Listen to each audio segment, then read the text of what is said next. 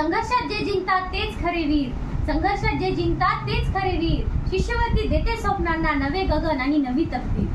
जय हिंद मित्रांनो, मी Neha Javed Tamboli, BA final इयरची विद्यार्थी आहे from SG Kalbhor college, Loni Kalbhor, Pune. भारतासारख्या विकसनशील देशात शिक्षण ही सर्वात मोठी ताकद आहे. आज आपला देश एका मोठ्या परिवर्तनाच्या दिशेने वाटचाल करत आहे. शिक्षणाच्या माध्यमातून खूप परिवर्तन झालं आहे, पण वास्तवात परिवर्तन पाहिजे कुठे यावर आज मी बोलणार आहे. आज मी बोलणार आहे विद्यार्थ्यांच्या भविष्यासाठी अत्यंत महत्त्वाच्या अशा शासकीय शिष्यवृत्ती योजना व तिच्या अंमलबजावणीबद्दल. शिष्यवृत्ती योजना काय आहे?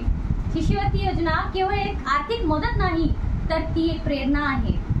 विद्यार्थ्यांच्या स्वप्नांना नवे पंख देणारी योजना आहे. विद्यार्थ्यांच्या कष्टाचा सन्मान आहे, तर प्रत्येक विद्यार्थीमध्ये दडलेल्या हिऱ्याला घडवण्याचे सरकारचे प्रयत्न आहे. शिष्यवृत्ती म्हणजे विद्यार्थ्यांच्या उज्ज्वल भविष्यासाठीचा पूल आहे.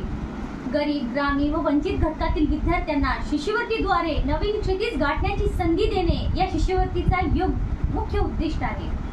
शिष्यवृत्तीमुळे विद्यार्थ्यांच्या आर्थिक अडचणी दूर होतात. ही योजना गरजू विद्यार्थ्यांना पुढे शिक्षण सुरू ठेवण्यासाठी प्रवृत्त करते आणि देशाला सक्षम मानवी संपत्ती देते. ही योजना समानता निर्माण करते. शिक्षण हा हक्क आहे, विशेषाधिकारी नाही हा संदेश देते. आज आपल्या देशात विविध प्रकारच्या शिष्यवृत्ती योजना राबविल्या जातात, ज्यात काही केंद्र सरकारच्या योजना आहेत तर काही राज्य सरकारच्या. या योजनेची योग्य प्रकारे अंमलबजावणी झाली तर अनेक ग्रामीण भागातील विद्यार्थी शाळा सोडण्याऐवजी पुढे शिकू शकतात. मित्रांनो, वास्तविकता हे आहे, या शिष्यवृत्तीच्या योजनेच्या अंमलबजावणीत काही अडचणी येतात. ते म्हणजे माहितीचा अभाव. अनेक विद्यार्थ्यांना हे माहीतच नाही आहे की सरकारने त्यांच्यासाठी कोणकोणत्या योजना उपलब्ध करून ठेवल्या आहेत. जर कुणाला योजनेबद्दल माहिती असेल तर अर्ज करताना अडचणी येतात. ते म्हणजे कागदपत्रांची भरपूर मागणी, क्लिष्ट प्रक्रिया अर्जाची, भ्रष्टाचार, निधी वेळेवर वितरित न होणे इत्यादी. या अडचणी दूर झाल्या तर शिष्यवृत्ती योजनेचे सुवर्ण स्वप्न हे खऱ्या अर्थाने साकार होईल. आता या सर्व प्रक्रियेला फक्त शासन जबाबदार आहे का? हे बघा, जसे एखादं घर बांधण्यासाठी 4 स्तंभांची आवश्यकता असते, तसेच या शिष्यवृत्ती योजनेच्या अंमलबजावणीला 4 घटक जबाबदार आहेत: शासन, शिक्षक, पालक आणि स्वतः विद्यार्थी. इतरांची चूक काढण्याआधी आपण आपले कर्तव्य किती पार पाडले हे बघणे आवश्यक आहे. पहिला स्तंभ शासन. शासन योजना सुरू करतो, पण ते प्रत्येक मुलापर्यंत पोहोचती का हे बघणे शासनाचं कर्तव्य आहे. त्यासाठी सर्व शाळांमध्ये शिष्यवृत्ती योजनेबद्दल जागृती शिबिर घेणे हे आवश्यक आहे. अर्ज प्रक्रिया सोपी आणि जलद करणे, पारदर्शकता आणि देखरेख वाढवणे, निधी वेळेवर वितरित करणे इत्यादी. दुसरा स्तंभ आहे शिक्षक. शिक्षक हा विद्यार्थ्यांचा मार्गदर्शक दीपस्तंभ असतो. शिक्षकाचं कर्तव्य आहे सर्व विद्यार्थ्यांना मार्गदर्शक करणे.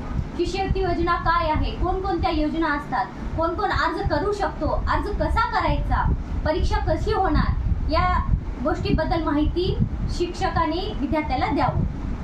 तसेच सर्व विद्यार्थ्यांना समान संधी देणे, गुणवत्तापूर्ण शिक्षण घेणे आणि शाळेतून शासनाला द्यावयाच्या नोंदी वेळेवर व अचूक ठेवणे.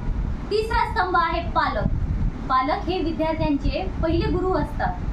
पालकांचं कर्तव्य आहे विद्यार्थ्याचं प्रोत्साहन देणे, आपल्या मुलाला तू करू शकतोस असा आत्मविश्वास वाढवणे, अभ्यासासाठी अनुकूल वातावरण तयार करणे, अर्ज प्रक्रियेत मदत करणे, आपली कागदपत्रे जपून ठेवणे, आपल्या मुलाला शिस्त आणि प्रामाणिकपणा, आपली जबाबदारी शिकवणे, शाळेशी संपर्क ठेवणे. आणि पालक हे मुलाच्या यशाचे पहिले पाऊल असतात. चौथा आणि शेवटचा स्तंभ विद्यार्थी. जर शिष्यवृत्ती मिळवायची असेल तर नियमित आणि प्रामाणिक अभ्यास करणे हा प्रत्येक विद्यार्थीचा पहिला कर्तव्य आहे.